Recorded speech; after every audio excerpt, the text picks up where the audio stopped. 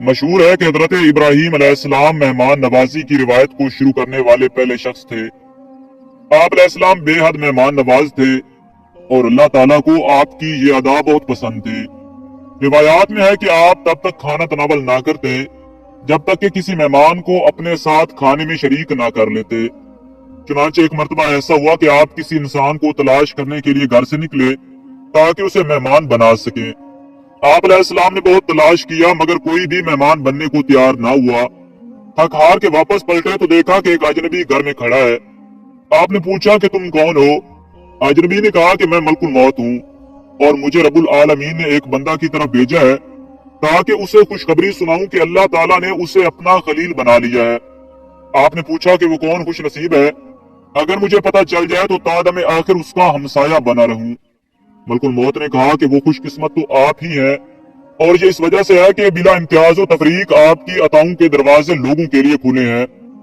اللہ تعالیٰ کو آپ کی یہ ادا بہت پسند تھی کہ آپ اس کی مخلوق پر بے حد رحم دل تھے۔ آپ علیہ السلام کا شمار 5 اولو العزم انبیاء میں ہوتا ہے۔ اللہ پاک نے قرآن پاک میں 35 مقامات پر حضرت ابراہیم علیہ السلام کا ذکر خیر فرمایا۔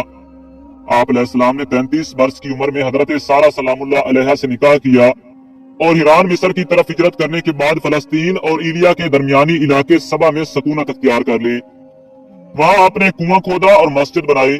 لوگوں کے بے جا ستانے اور اذیتیں پہنچانے کی وجہ سے آپ نے وہاں سے بھی ہجرت فرمائی اور رملہ اور ایلیا کے درمیانی علاقے میں سکونت اختیار کی۔ وہاں بھی آپ نے ایک کنواں کھودا۔ کتب تواریخ میں آپ کے بے شمار فضائل بیان ہوئے ہیں۔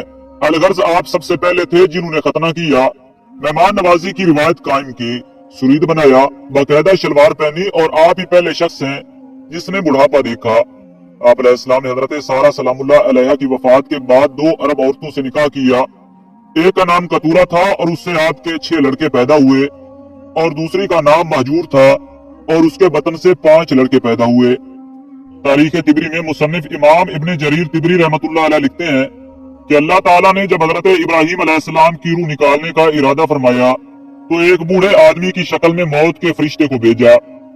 صدی سے مروی ہے کہ ایک روز آپ لوگوں میں کھانا تقسیم فرما رہے تھے کہ ایک بوڑھا چلتا ہوا آیا۔ وہ بوڑھا اس قدر ضعیف تھا کہ اس کے لیے چلنا مشکل تھا۔ آپ علیہ السلام کی نظر اس پر پڑی تو عذرائے ہمدردی اس کی طرف گدھا بھیجا تاکہ وہ اس پر سوار ہو کر آ جائے۔ بوڑھا آپ کے پاس پہنچا تو آپ نے اس کے سامنے کھانا پیش کیا، مگر یہاں ایک عجیب واقعہ رونما ہوا۔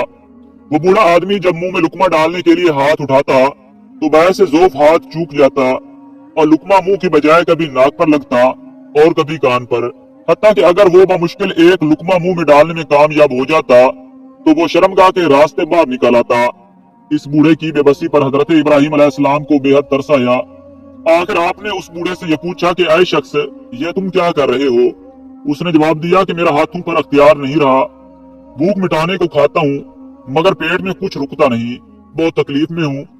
آپ نے پھر پوچھا کہ تمہاری عمر کیا ہے؟ اس نے عمر بتائی تو آپ علیہ السلام نے فرمایا کہ تم مجھ سے صرف 2 سال بڑے ہو۔ اگر تمہارا یہ حال ہے تو 2 سال بعد میں بھی اس حال کو پہنچ جاؤں گا۔ آپ علیہ السلام نے اسی وقت دعا فرمائی کہ اے اللہ، اس حالت کے آنے سے پہلے مجھے موت دے دے۔ چنانچہ وہ بوڑھا اچانک اٹھ کھڑا ہوا جو کہ در حقیقت موت کا فرشتہ تھا اور اس نے حضرت ابراہیم علیہ السلام کی روح قبض کر لی۔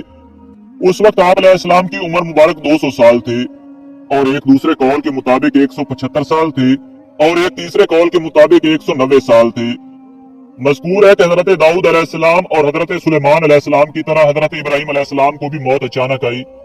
آپ کو ہبرون حیشی بستی میں اس جگہ دفن کیا گیا جہاں حضرت سارہ سلام اللہ علیہا دفن تھی۔ آپ نے دفن کے لیے زمین کو اپنے ہاتھوں سے 400 درہم میں خریدا تھا۔ آپ کے کفن و دفن کا انتظام حضرت اسحاق علیہ السلام نے کیا تھا۔